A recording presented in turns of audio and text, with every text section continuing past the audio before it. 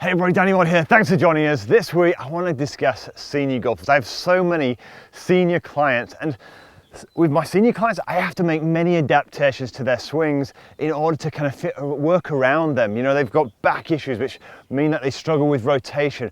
Their necks are stiff, so they can't, in a sense, rotate with their heads moving away from the golf ball, and they can't see the golf ball. They wear glasses with bifocals to get their chins pinned to the body. Their knees don't allow themselves to transfer weight as effectively. That means there's many things. In this week's training, I want to help you. I want to help you make a swing or build a swing around what you have.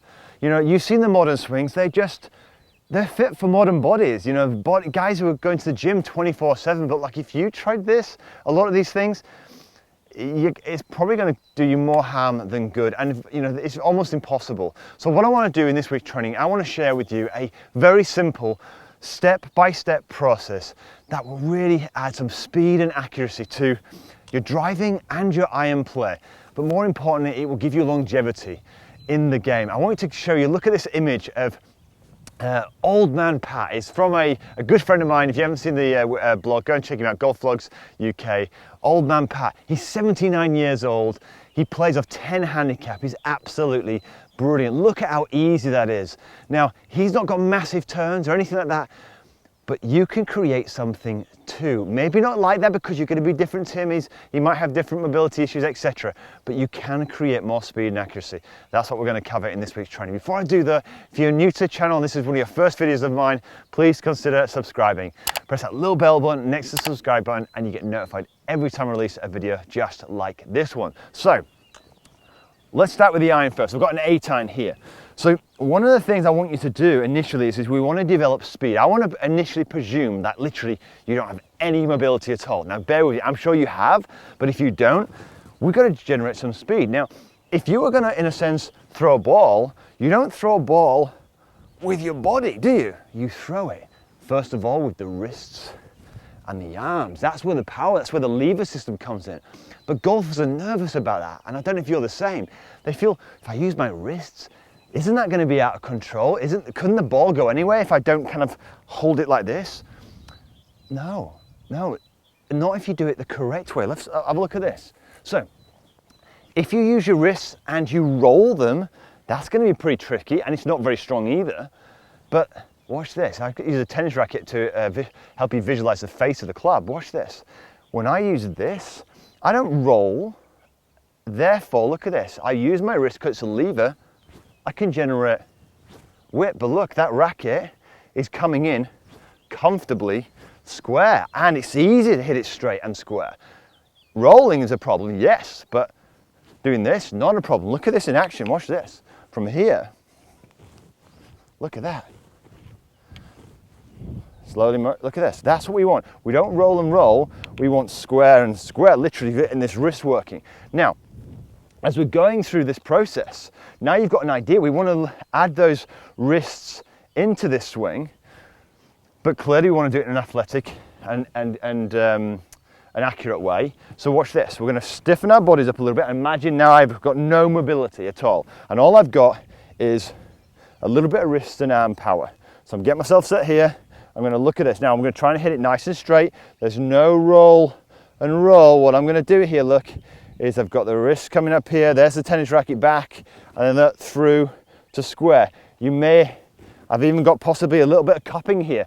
Yes, that's wrong at this stage, but we're going to add a little bit of body in later. All we're doing now is helping you experience speed at the bottom of this golf swing, which, do you know what, even if you have loads of flexibility, this is so important. So many people just don't have any speed at the bottom. They're often trying to control it so much. This in itself is a drill for even athletes, okay, because who are literally trying too hard. So get yourself set, and we're going to practice this. You could try for 2 to start with. Just get the wrist going. Let's see how far we're going to hit this with barely just a bit of arm motion and a bit of wrist. Let's have a look at this. Look at that. So that there has gone comfortably 120 yards, at least 120, maybe more, 120 yards. With a wrist motion. With a wrist motion. I don't need any flexibility. It's 120 yards. This is an 8 iron. So But why? Because I'm letting go and I've built speed up with this motion. Now, what I'm doing with it also is this, and the way I want you to practice this is you can get some foot spray, powder foot spray, you can get it from most of your supermarkets, spray a line, right, down the middle of your stance where the ball position is going to be, and practice, just literally, just in your garden right now if you wanted, just practice doing this, practice releasing the club and allowing that club to bottom out on that line as you're practicing the cocking and uncocking of those wrists. This is speed, yeah? We do another one of them and then we'll add in the body, okay, a little bit of body. Let's have another look at that in action. In fact, no, let's do it with a driver because it works exactly the same thing, same way. So get the driver in play and again, no body at this stage. All we're gonna do is use those wrists. So I'm not allowed to use any body, I'm not using any turn in any shape or form. Just get myself set. I'm just get the sensation of using those wrists. That's all I'm going to do. Little low one, chasing up there.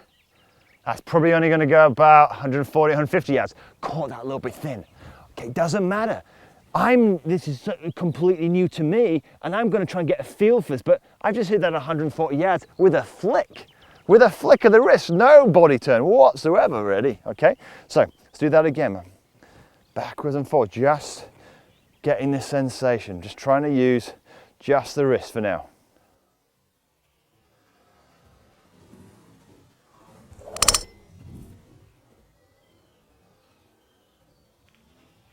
So you're generating some speed now at the bottom of the golf ball with the levers of the hands and a little bit of those arms in there, while still keeping the accuracy because you're looking after that club face. Look after the club face and it will look after you. I've got all details, by the way. Remember, I've got all the details and summary and a full practice plan in the description below this, so you can download it completely for free and take it to your next practice session. So now what we want to do is add some rotation because you probably have a little bit of mobility. Well, let me show you now, based on where you are, do as much as you can. I'm going to show you how to easily add more rotation and protect your body at the same time. Now, a lot of golfers, they often misinterpret rotation. They often feel they have to rotate their shoulders, rotate their wrists, etc. The problem is a big misinterpretation. The body rotates as a byproduct of forces working like this. As I go backwards and forwards, the weight goes to the front part of my lead foot, and the heel of my right. As I do this, I create rotation naturally. Look at this. So much easier to create rotation, yeah? And more importantly, far easier than trying to do all of this. So there's the second major thing. But we're also gonna make it even easier for you. What I'm also going to do, not only are you going to now understand the different forces at play, by the way, I've got a detailed video on rotation in the description. I'll put it in this top right hand corner. Go and check that out maybe later. But for now, look at this. Weight goes to the front part of the lead foot, heel of the right. Look at this. This is the motion we're trying to get. What do you see? Oh, I've got rotation. Yes, my right trail leg is straightening a little bit. Why? Because it helps me rotate, get more speed into the back of that golf ball. Allow it to do the same for you too. So let's have a look at this in action. Now I've drawn my trail foot back to make this a lot easier as well. This is really, really helpful. It helps mobility. I might even turn my trail foot out a little bit as well to again help mobility. So you've got some speed now in the wrist. You're looking after that club face and it's looking after you. And then what we're going to do is we're going to provides that lovely bit of rotation here, so we can get some speed into this. Now, still not going to be huge. I'm still going to imagine I've got some stiffness in my neck, etc. But let's have a look at this in action. That extra little bit of rotation, look, that's going to give me another 20 yards in there. But look, I'm still here. I am all the way into a big full finish position, and neither was Pat, was he, when he started? He barely did. He just literally throws the club at the ball and away he goes. That is how you generate speed and working around what you can and can't do. Don't push yourself. Don't push yourself to injuries.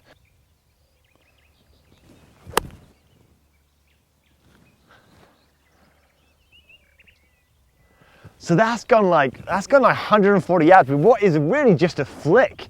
So Look, I'm not saying you're going to get 140 yards out of this. Of course not. This is me, and I've got, I have, possibly because I'm more used to this. I'm more practiced at this.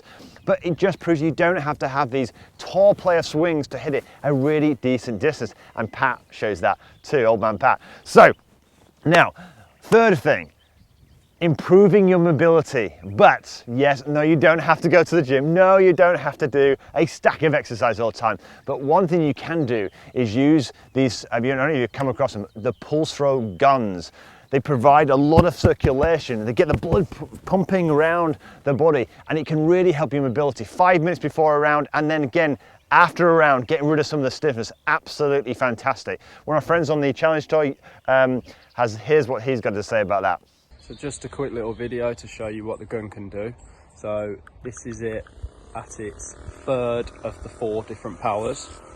So I'm going to get it into my chest here, and you can see from my voice that it's definitely doing something.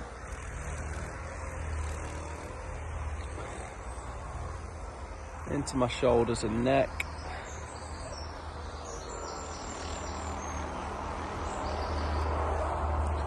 And I already feel so much looser and ready to go and play. So thanks for that, Richard. So you can see, look, there are other ways you can do that. You can start to add mobility to your game. Use tools like the PULSEROLL. I've got links in the description below. You can go and check it out. But things like this, these are things and tools that players like Justin and Rose and some of the guys are using just to improve blood circulation in their body, so they add more mobility. It may help you too.